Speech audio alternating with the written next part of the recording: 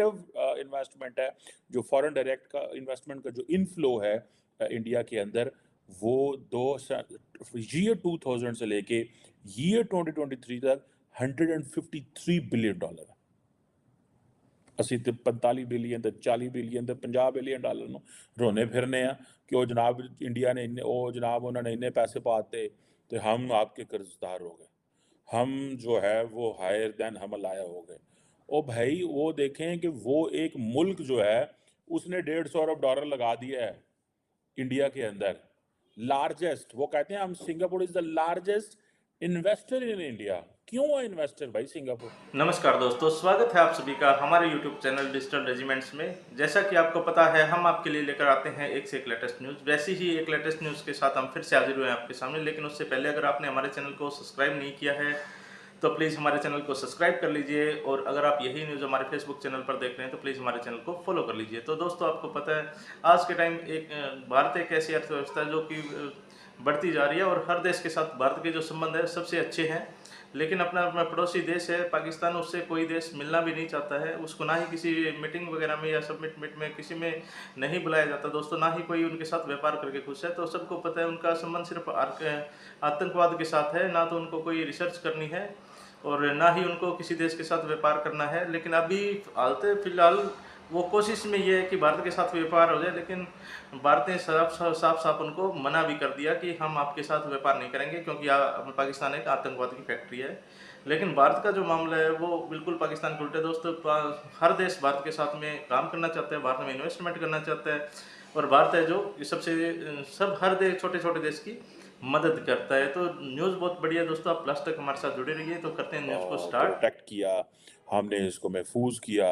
सो अभी हमें समझ लगी है कि इंडिया को देख के हमने ये करना शुरू किया। So Pakistan may be doing it before, India may be doing it before, but everybody is using it for their strategic interest to tell everyone कि भाई हम इस खित्ते में मौजूद हैं, हम अपना रोल प्ले कर रहे हैं, हमारा एक किरदार है। जैसे कि थोड़े दिन पहले, 2-4 दिन पहले अगर आपको याद हो, तो भारत के जो थे, क्या नाम है उनका, नेवल चीफ जो थे, उन्होंने भी एक प्रेजेंटेशन दी कि पिछले 100 दिन के अंदर इंडियन नेवी की मैरीटाइम ऑपरेशन क्या थे, कितना काम किया, बहुत सारी जो शिप्स हैं इंडियन नेवी ने रेड सी के अंदर कितने ऑपरेशन किए, और हॉर्न ऑफ अफ्रीका में क्या किया, मतलब वो सारा वो कर रहे थे। सो आप देखें कि सिंगापुर को ये बताया जा रहा है कि भाई साहब आपका जो रिलेशनशिप है हमारे साथ, वो बड़ा इंपॉर्टेंट है। मिसाल के तौर पे मैं थोड़े से आपको स्टैटिस्टिक बताता जाऊँ। अब इंडिया सिंगापुर की एक 12वां, इंडिया जो है वो सिंगापुर का कहते हैं 12वां बड़ा ट्रेडिंग पार्टनर है 2022 तक जो है। और सिंगापुर जो है वो इंडिया का लार्जेस्ट ट्रेड पार्टनर है, and largest trade partner in ASEAN है। इंडिया सिंगापुर का 12वां बड़ा ट्रेडिंग पार्टनर है, बट सिंगापुर जो है वो इंडिया का 8वां बड़ा ट्रेड पार्टनर है, 8वां।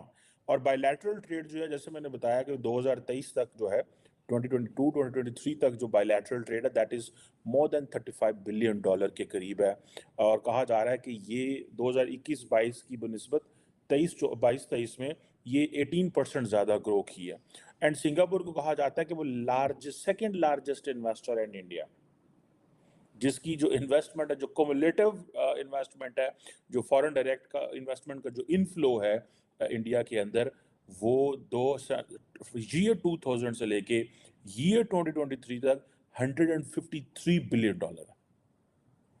ਅਸੀਂ ਤੇ 45 ਬਿਲੀਅਨ ਤੇ 40 ਬਿਲੀਅਨ ਤੇ 50 ਬਿਲੀਅਨ ਡਾਲਰ ਨੂੰ ਰੋਨੇ ਫਿਰਨੇ ਆ ਕਿ ਉਹ ਜਨਾਬ ਇੰਡੀਆ ਨੇ ਇੰਨੇ, ਉਹ ਜਨਾਬ ਉਹਨਾਂ ਨੇ ਇੰਨੇ ਪੈਸੇ ਪਾਤੇ ਤੇ हम आपके कर्जदार हो गए, हम जो है वो हायर देन हमलाया हो गए। ओ भाई वो देखें कि वो एक मुल्क जो है उसने $150 लगा दिया है इंडिया के अंदर, लार्जेस्ट, वो कहते हैं हम Singapore is the largest investor in India. क्यों है इन्वेस्टर भाई सिंगापुर? एक क्वेश्चन है ना, क्यों है इन्वेस्टर? ठीक है जी।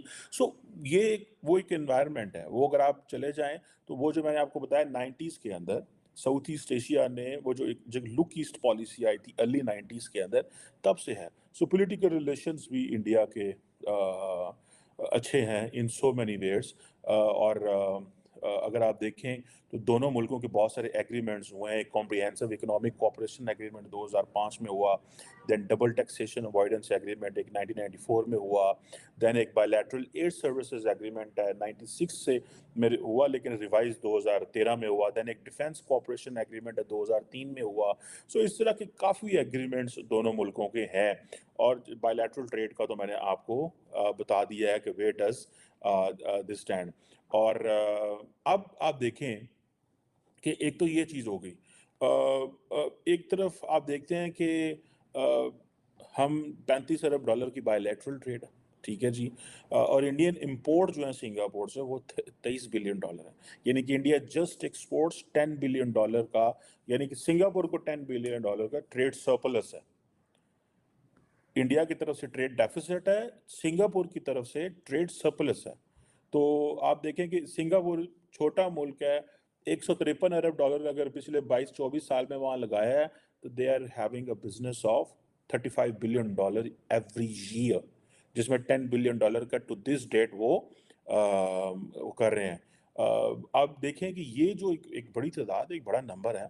इकोनॉमिक ताल्लुकात आज के दौर में अच्छे होने, एंड देन मैं चाहता हूँ कि ये जो इंडिया जो है ना, जिस तरीके से बेसिकली जितने भी ये छोटे मुल्क हैं जिनके पास नेवीज नहीं है, India is playing with them, India is making them and telling them look what we are doing for you will be unsafe, जैसे अमेरिकन करते हैं। आप जनाब we are keeping these water channels free and safe and secure, ठीक है जी, हमारे इतने अच्छे ताल्लुकात हैं। इंडिया ने क्या किया है, जितने भी साउथ ईस्ट एशिया, अब होगा क्या, आप देखिए ये जो स्ट्रेट ऑफ मलाक्का है फॉर एग्जांपल, अगर आप इस पे चले जाएं, ठीक है जी। अब स्ट्रेट ऑफ मलाक्का जो है ये एक बड़े पैमाने के ऊपर वहाँ पे एक ट्रेड गुजरती है, ठीक है जी। तमाम ग्लोबल सप्लाई चेन वहाँ से है। आप अगर देखें और मैं अगर आपको दिखा सकूं कि किस तरह ये जो ट्रेड है और होती है, और आप सिर्फ उसकी ये देखें कि उन्होंने एक अपनी जिसे कहते हैं ना कि उसकी वो एक उसकी सिग्निफिकेंस चेक करें, प्लस उसका वो देखिएगा जो स्पेस है, वो स्पेस बड़ी थोड़ी है जहाँ से वो गुजरती है, ट्रेड गुजरती है। और बेसिकली ये Indian ocean and Pacific ocean को आप समझें कि ये कनेक्ट करती है इन सो मैनी वेज, और बड़ा वो टाइट सी पोजीशन है जैसे ये है। So this is basically the state of Malacca, and एक तरफ ये साउथ चाइना सी है, एंड देन इधर इस साइड पे ये अरेबियन ओशन है, सॉरी इंडियन ओशन है, और ये वो जगह है जहाँ से ये सारी की सारी ट्रेड गुजरी। ये एक छोटा सा रेड कलर का मुल्क है सिंगापुर, ठीक है जनाब, जो नीचे जो मलेशिया के बिल्कुल नीचे है, ठीक है। स्मॉल कंट्री, बहुत स्मॉल कंट्री, लेकिन इंडिया के अंदर कितनी इन्वेस्टमेंट की है, 153 बिलियन डॉलर।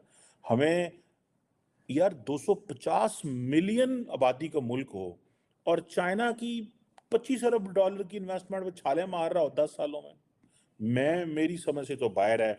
यहाँ साढ़े सिंह उगे नहीं या उन्होंने सिंह उगे नहीं, मतलब व्हाट इज दिस कि एक इंडिया के अंदर वो 153 अरब डॉलर लगा रहे हैं सिंगापुर। हम सिंगापुर से क्यों नहीं इन्वेस्टमेंट ले सकते, सानू की हमें क्या प्रॉब्लम है।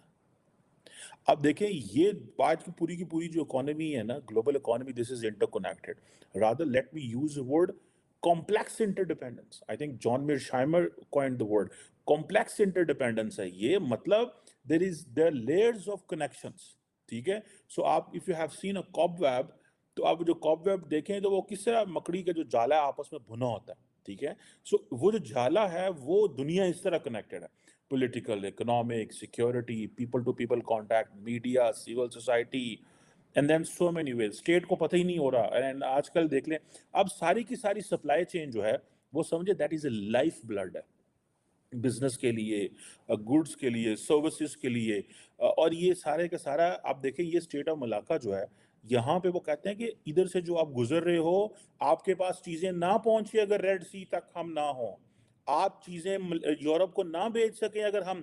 सो इंडिया ने अब वो जो India Middle East Europe corridor है, अगर आप उसको देखें तो India is pitching this to Asia Pacific, to all these ASEAN countries, that in case you want to trade with the Europe, we are the connecting point. Come at Mumbai, come in Gujarat, we will help you to go to Middle East and then you can go to Europe rather than going into the Cape of Good Hope जहाँ पे अब बहुत ज़्यादा trade and कारोबार जो है वहाँ पे चल रहा है। सो वो कह रहे हैं हम अपनी सप्लाई चेन जो है वो आपकी इसलिए गुजर हम सो ये जो स्ट्रेट ऑफ मलाका है यहाँ पे इंडिया ने अब उनको महसूस कराना शुरू कर दिया। Straight of Malacca is normally overlooked, लेकिन मेरी अंडरस्टैंडिंग के अंदर straight of Malacca is a very strategic and significant platform place, एक क्रिटिकल गेटवे है between the Pacific and the Indian oceans. अगर जैसे मैंने ये अगर आप इधर फॉर एग्जांपल आप इस स्टेट को बंद कर दें, इमेजिन कि दो बड़े ओशंस बंद हो जाते हैं और ये कह लें कि एक नैरो स्ट्रेच है वाटरवे की जैसे आपको सामने नज़र आ रहा है। और अब अगर इस खिते ने यूरोप जाना है, मिडल ईस्ट जाना है, अफ्रीका जाना है, तो आपने यहाँ से गुजर के जाना है और चाइना का यहाँ पे बड़ा इंपॉर्टेंट रोल है। So China is not an Indian ocean. Why China is investing in Maldives? क्यों पैसे दे रहे हैं वो मालदीव्स को? आप क्या समझते हैं? उन्होंने सेंगुगेन दे नो इट बिकॉज भाई मालदीव्स में बैठेंगे तो इंडिया पे नजर रखेंगे। Why they are in Nepal? वहां बैठेंगे तो इंडिया पे नजर रखेंगे। पाकिस्तान बैठेंगे तो इंडिया पे नजर रखेंगे। सो अभी पाकिस्तान की नेवी एक्टिव हो रही है। मैं तो बहुत देर से इस पे शोर डाल रहा हूं कि नेवी का रोल बढ़ाएं। अगर आपने नेवी का रोल ना बढ़ाया तो आप अपना एक ग्लोबल प्लेटफॉर्म, एक ग्लोबल जो अपनी आउटलुक है वो स्टैब्लिश ही नहीं कर सकते। क्योंकि आपने अगले दिन भी मैं एक हमारे यहाँ मिनिस्टर साहब हैं मैरी टाइम के, उनकी बुक थी मेरे पास, तो मैं उसका रिव्यू हम कर रहे थे एंड उसमें बड़ी इंपॉर्टेंट डिस्कशन हुई और मैंने ये उधर भी प्रपोज किया था एक थिंक टैंक में इधर इस्लामाबाद में इंस्टीट्यूट ऑफ रीजनल स्टडीज में डिस्कशन हुई कि पाकिस्तान को किस तरह अपनी ग्लोबल आउटलुक बदलने के लिए अपनी नेवी को अहमियत देनी चाहिए। ये जो 1000 किलोमीटर की पट्टी है पाकिस्तान की नेवी की, जो वाटर इंटरनेशनल वाटर की जो समंदर लगता है हमें, इसको कैसे फायदेमंद उठाया जा सकता है? आप जो मर्जी करते रहें, जमीनें, किसान, फ्लांट, हमारे मुल्क में ये है कि हम ओ पैलियां च पै गए हैं तो मिनरल्स, ओ भाई 1000 किलोमीटर की पट्टी है, उधर होटल्स बनाओ, रिजॉर्ट बनाओ, लोगों को बुलाओ, ब्लू वाटर है, बड़ा कुछ किया जा सकता है जिस तरह इंडिया कर रहा है। क्यों नहीं पाकिस्तानी प्राइम मिनिस्टर जाता किसी ऐसी जगह पे, वहां पे सिंध में, बलोचिस्तान में? क्योंकि अब हमें प्रॉब्लम ये है सिक्योरिटी। इंडिया को तो कोई सिक्योरिटी का प्रॉब्लम नहीं है ना। वो कल हम देख रहे थे कि किसी जगह बात हो रही थी तो वो एक बंदे ने कहा, उन्होंने कहा जी वो देखे जी वो पाकिस्तान तरक्की नहीं कर रहे हैं। वो बंदे ने मुझे कहा, उसने कहा जी 10 किलोमीटर का बॉर्डर आप किसी मुल्क का भी। तो देखा दोस्तों आपने कैसे कमर सीमा अपने हिंदुस्तान की तारीफों के पुल बांध रहे हैं, लेकिन ये कितना भी मक्खन लगा ले, इंडिया जब तक पाकिस्तान सुधरेगा नहीं तब तक तो कोई काम उनके साथ करने के लिए कभी तैयार नहीं होगा। और वैसे भी भारत पहले भी कह चुका है कि हम ऐसे आतंकवादी देशों के साथ में काम नहीं करेंगे। तो पाकिस्तान तो हर तरह से कोशिश करेगा ही। अब हर रोज़ यही हलचल वहाँ पर चल रही है कि हम कैसे ना कैसे किसी ना किसी तरीके से भारत के साथ व्यापारिक संबंध बढ़ाएं। लेकिन बढ़ाएंगे कैसे दोस्तों? वहाँ पर तो सिर्फ आतंकवाद को ही बढ़ावा दिया जाता है, या वहाँ पर अनपढ़ जाहिल रहते हैं। आपको पता ही है, मदरसा छाप जो होते हैं, क्योंकि उनको व्यापार से या किसी चीज़ से कोई मतलब नहीं है, उनको सिर्फ मरने मारने से और काफिर ये करने से मतलब होता है। तो उनको सिर्फ जिहाद ही करना होता है, जिहादियों की इस वैसे तो मेरे ख्याल से भी इस दुनिया में कोई जगह नहीं है जिहाद करने वालों की, तो यहाँ पर सिर्फ प्यार करने वालों की जगह होती है। तो दोस्तों कैसी लगी आपको ये न्यूज़? आप कमेंट कर हमें ज़रूर बताइएगा और जल्दी मिलते हैं एक लेटेस्ट न्यूज़ के साथ फिर से। तब तक के लिए जय हिंद, जय भारत, वंदे मातरम।